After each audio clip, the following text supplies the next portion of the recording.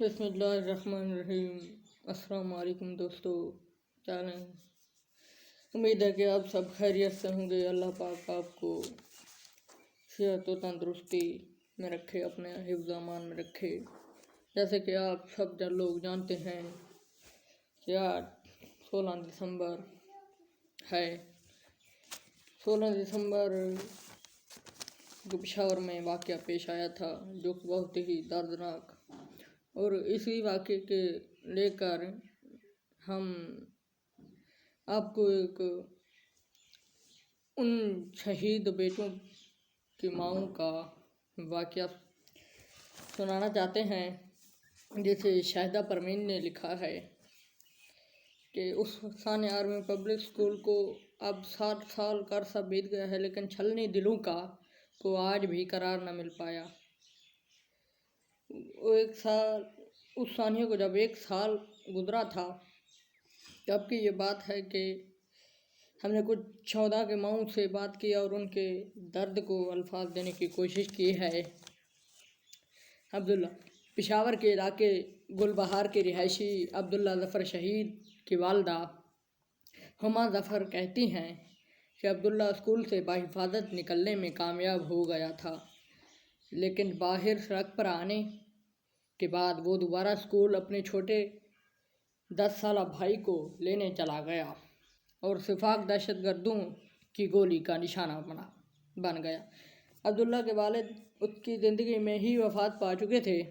اس نے اپنے 5ویں کلاس میں پڑھتے بھائی کو بچانے کے لیے اپنی جان قربان کر دی۔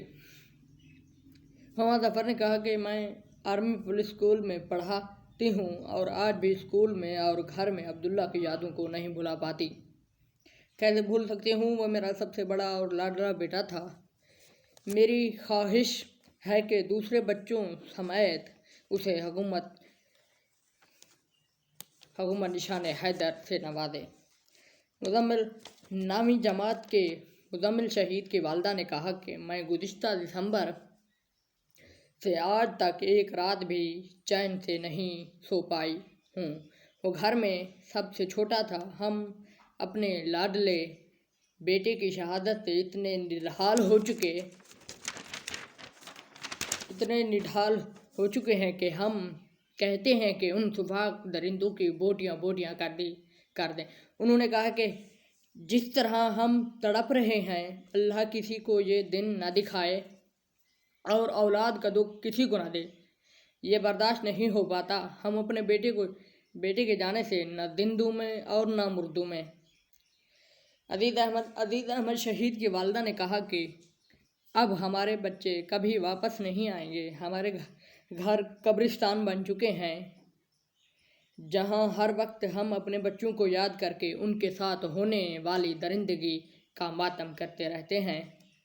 انہوں نے کہا کہ عام شہریوں کو تحفظ فراہم کیا جائے۔ حکمراں طبقے نے خود کو اور اپنے بچوں کو تو محفوظ کر رکھا ہے، اور غریب عام شہری جانوروں کی طرح کٹ مر رہے ہیں۔ ہمیں یقین ہے کہ کبھی تو اللہ ہماری التجا سنے گا اور غفلت برتنے والوں کو سزا دے گا۔ انہوں نے کہا کہ سب ہمارے لیے دعا کریں کہ اللہ ہم سب کو صبر دے اور اس طرح کے واقعات میں ملوث لوگوں کو سزا دے۔ اسفیار شہید کی والدہ نے کہا کہ ہر دن میرے لیے کسی قیامت سے کم نہیں ہوتا۔ ہر روز مرتی اور ہر روز جیتی ہوں۔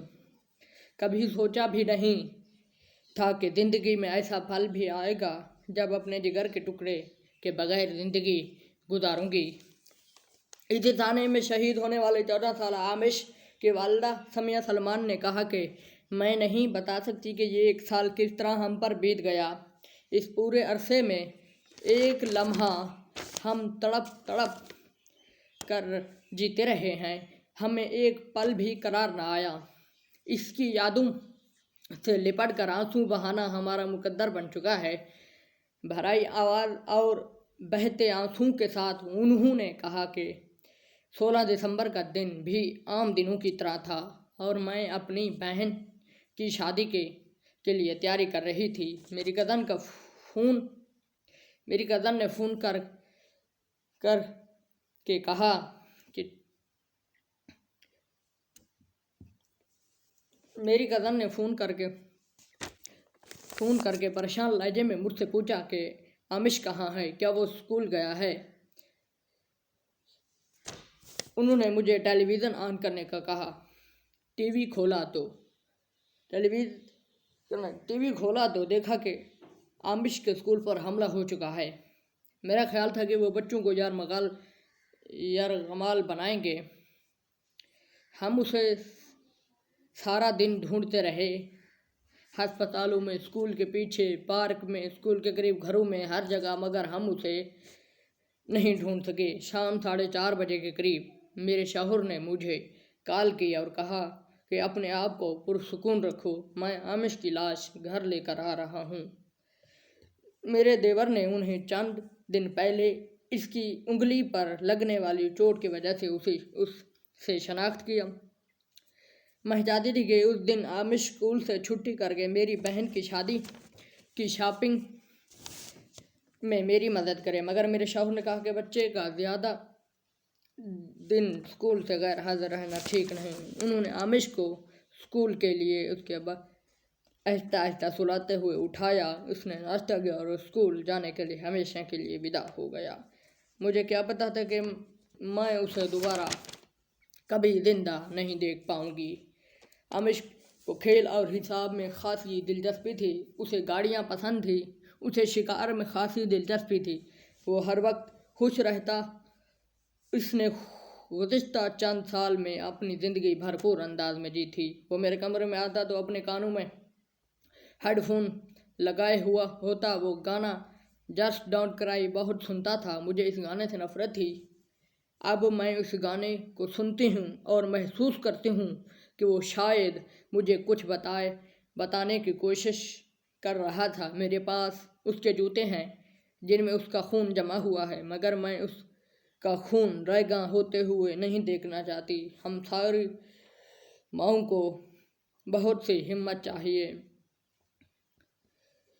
یا اللہ پھر کوئی ایسا دسمبر نہ آئے۔